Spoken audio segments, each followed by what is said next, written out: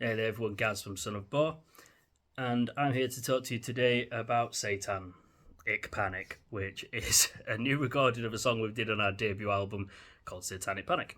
The new one is called Satanic Panic Revelations. There is a story behind that which I'll go into later. But the reason we re-recorded a song, because I know it's not really something a lot of bands really do, and we were kind of on the fence about it, but we recorded it and then we realised as we were doing more and more gigs, we actually ended up playing different parts of it, we ended up adding in kind of this halftime bit into the solo and extending that whole section. The song is slower in general. There's a break for the vocals, and obviously when you listen to it, there's that whole new intro section, which is completely different to the rest of the song, and that's a completely new part that we put together. And that came about. We said we need an intro for this. We thought maybe we'll have an acoustic intro or something, and we were just messing about on the guitars with the lead line and seeing if we can kind of modify that into an intro and slowly go into what we've got. But what really happened is then we were just talking and I was just playing some chords as we were talking on bass, and we ended up all liking what was being played, and everyone joined in one by one, and we built this really nice. I liken it to kind of, and it's probably because I'm a big fan of them, but it's almost like a Stygian bow or Bell Witch kind of, chords, like nice, ambient, dark. I'm a fan of it anyway, and yeah, so we came up with that musically, and we went along with that and went into the studio and recorded it and started layering it. And then we did the rest of the song with a halftime bit and everything like that. And I think all of us are really happy with how it's turned out.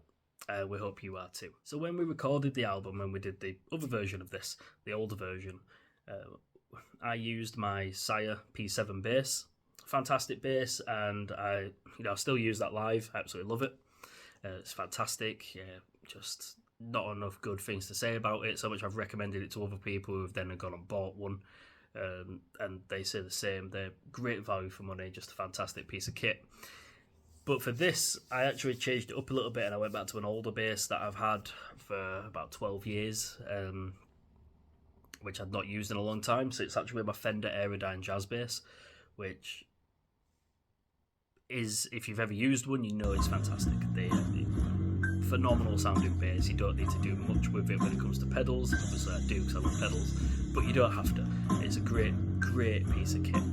So what I've done with that is I've gone in, I've just I didn't use all my pedals for it. I used a bit of delay on the intro, the new intro bit, which is my Voland Easy Dizzy pedal, which is, if you go again, check those guys out, working out of Poland. They're not very well known, I don't think, but they're doing some really nice pedals. And another pedal is my fuzz pedal, which is a Russian big muff with a drone mod, which I got from Gojira Effects in Scotland, and they even were nice enough to put our EP artwork on. That artwork there, that one right there. Not in full colour, but it's on there and it looks sweet. There should be some images floating around on this side of it, I believe. Anyway, that's what I've used for that. Didn't really use many other pedals for it. We went through the desk for it and a few mods on that, and really happy with it. I always trust Kurt, who we record with from Corner House. He knows what we want. He stops us if we have stupid ideas, which is all the time, and there's just not enough good things to say about him. He's fantastic. He pushes you to get the best. So Corner House Studios in Keighley, if you're looking for someone who's really going to push you to get the best sound, go to him. He'll do that. So much so you will hate him for a little bit, but he's fantastic engineer and helps produce it as well. Other bits as well in this, new parts in the song. There's also backing vocals on this track, which is not just done by Luke the singer. It was actually myself, which is really cool. I cannot sing, but it was cool for him to let me try and do it, and it seemed to work.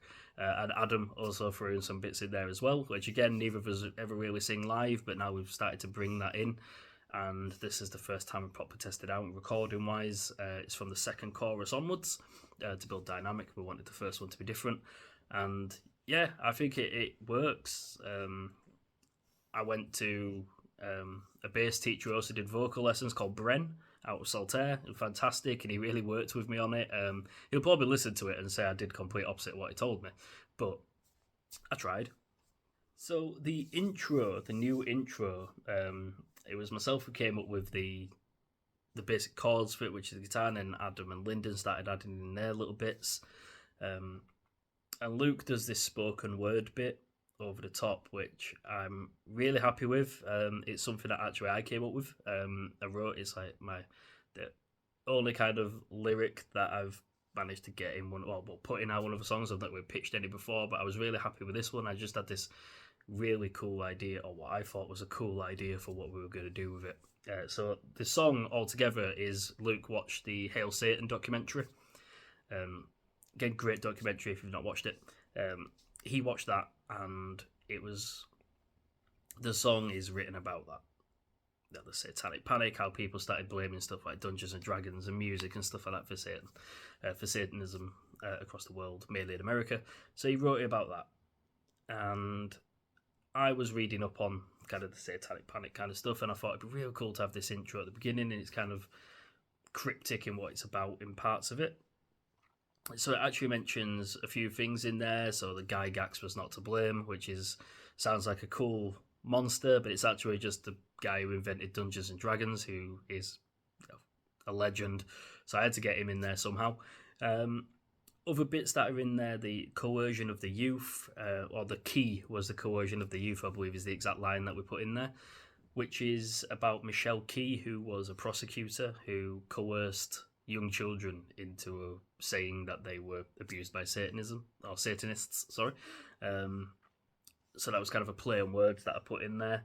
And the intro line, the Michelle remembered, Michelle lied, is Michelle was a woman who, a bloke wrote a book about her, it's his wife, he used to be her therapist, and they wrote a book called Michelle Remembered, about which she had a bunch of repressed memories, and she then remembered them through therapy, and it was about this satanic cult that then started the Satanic Panic, and that was the book that kind of kick-started everything. So that was the whole Michelle remembered, Michelle lied part, because I don't think it really happened. Dungeons and Dragons is not I've been playing it since I was 12. I'm fine, mostly. So that's it. That's Satanic Panic Revelations. Revelations, I did say we'd come back to that, didn't I? Revelations is, we put because we recorded in 2023, it was something to do with the Revelations part of the Bible. I can't remember how the numbers added up, but we looked through it and we were like, it'd be really cool to add something in there about that. And it ended up being Revelations, and we were all really happy with how that sounded. Satanic Panic Revelations. So that's going to be that's out or coming out, and I just really hope everyone likes it. We had a blast recording it, and we absolutely love playing it live. So yeah.